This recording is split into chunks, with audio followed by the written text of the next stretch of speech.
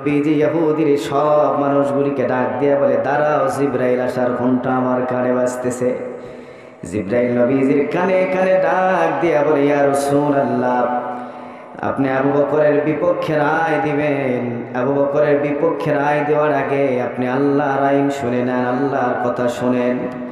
লাকাদ সামিআল্লাহু কাওলাল্লাযীনা ক্বালু ইন্নাল্লাহা ফাকীরুন ওয়া নাহনু আগনিয়া।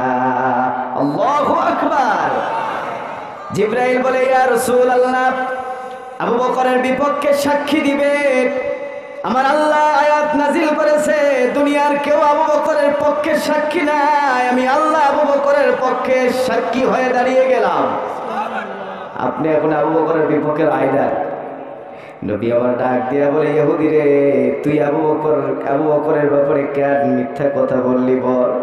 আমার আবু বকর তো এমন একজন সাহাবী, দুনিয়ার সব মানুষ ইবাদত করে আল্লাহর রাজি আর খুশি করার লক্ষ্যে, অথচ আমার আল্লাহ আবু বকরকে সালাম দিয়ে বলেছে, আবু বকরকে আপনি জানিয়ে দেন, আবু বকরকে আপনি বলে দেন, আল্লাহ আবু বকরের উপরে খুশি আছে। আবু বকরকে আল্লাহর উপরে খুশি আছে কিনা? সেই সাহাবী হযরতে আবু বকর, নবীজি ডাক দিয়া বলে, আবু বকরকে বলে, আবু বকর যেন নামাজ পড়া দেয়। বুখারীর riwayat, নবীজির জায়গায় দাঁড়িয়ে আবু বকর নামাজ পড়ায় দিলেন। সেই দিনটা নবীজির জীবন থেকে বিদায় হয়ে যায়। নবী আর মাত্র 3 দিন আল্লাহর জমিনের ভিতরে আছেন।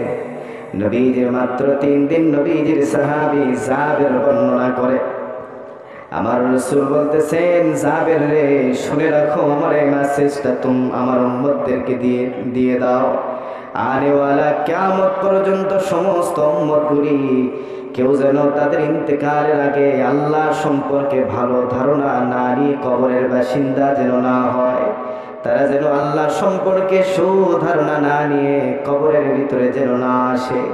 বাইরে অনেক সময় গরু মরে যায়, অনেক সময় হাঁস মরে যায়, অনেক সময় অনেক মহিলার ডিম, হাঁসের ডিম হয় না, মুরগির ডিম দেয় না। মহিলারা আল্লাহকে বেশি দোষারোপ করে, আল্লাহ অন্য কাউরে দেখতে পারো না, আমার হাসি ডিম পাড়া বন্ধ হয়ে গেল, ছোট্ট একটা বিষয়কে কেন্দ্র করে। কারো মরিচের গাছ নষ্ট হয়ে যায়, মরিচের তো যে দাম, বলে আল্লাহ আর কারো মরিচের গাছ দেখলেন না, আমার মরিচের গাছটাই নষ্ট করে দিতে হবে।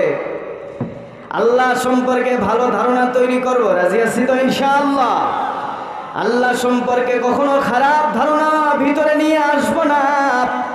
যুবক ভাইরা আমার, নবীজি আর 3য় দিন জমিনের ভিতরে আছেন। নবী আমার মেসেজ দিয়েছে, আল্লাহ সম্পর্কে ভালো ধারণা আমরা প্রত্যেকে আমাদের হৃদয়ে তৈরি করব।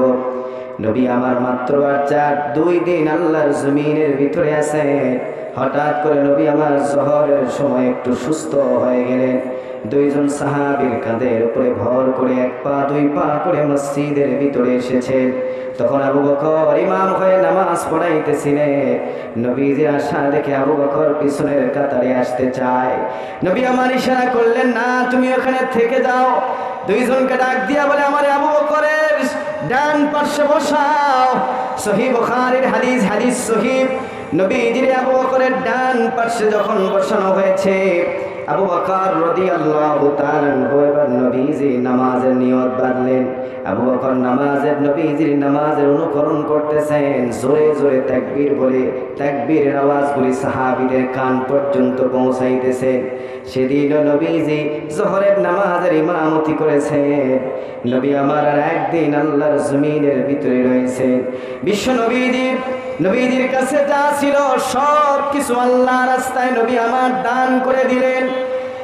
এরপরে সোমবার দিন হঠাৎ করে নবী আমার ফজরের সময় সুস্থ হয়ে যায়।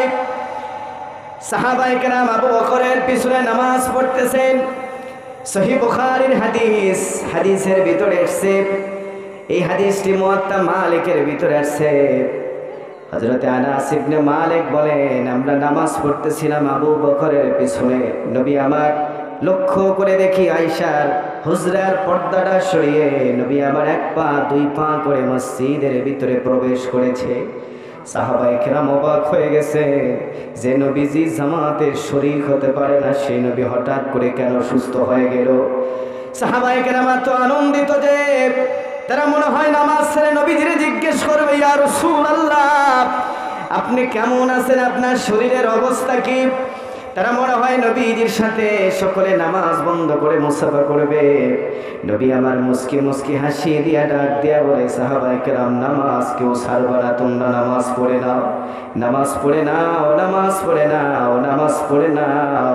নবী আমার বারবার ইশারা করতেছে নামাজ পড়ে নাও।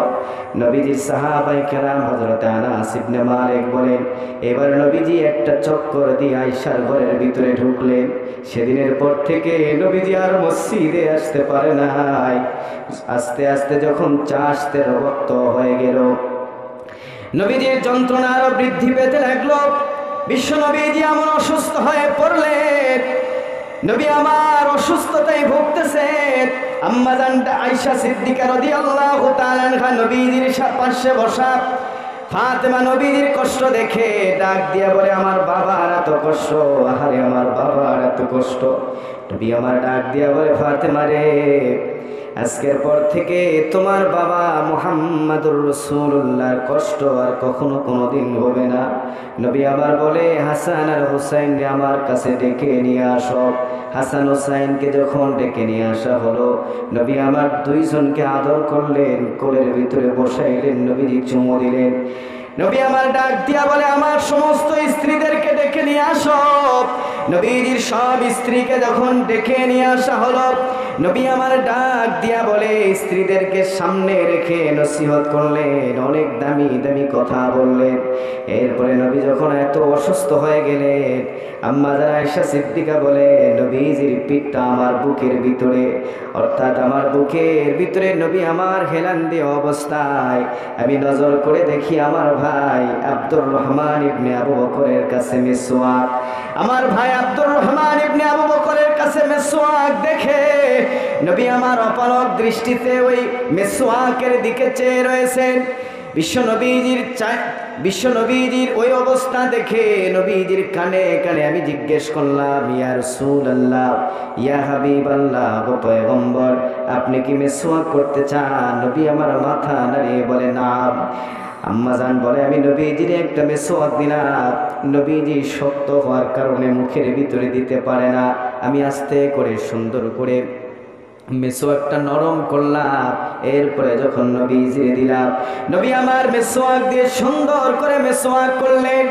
এরপরে পাশের পাত্রে পানি ছিল, নবী আমার হাতটা ঢুকাইলেন পাত্রে, পানি দিয়ে কুলি করলেন। এরপরে দুটি হাত উঠাইছে। আম্মা জান বলে, নবীজির জবান থেকে কয়েকটি কথা বারবার বের হইতেছিল।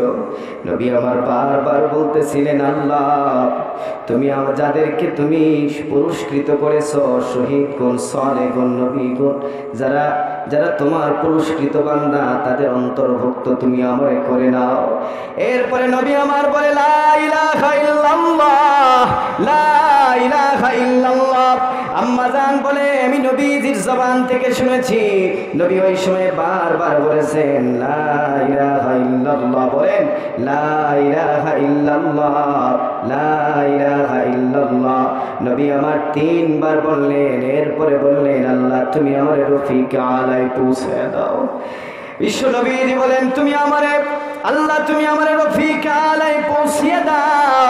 নবী আমার যখন 3 বারে কথা বলেছে, আম্মা জান বলে, লক্ষ্য করে দেখি নবীজির জবানটা বন্ধ হয়ে গেছে। নবীজির জবান বন্ধ। নবীজির বুকের ভিতরে হাত দিয়ে দেখলাম নবী আর জমিনের ভিতরে নাই।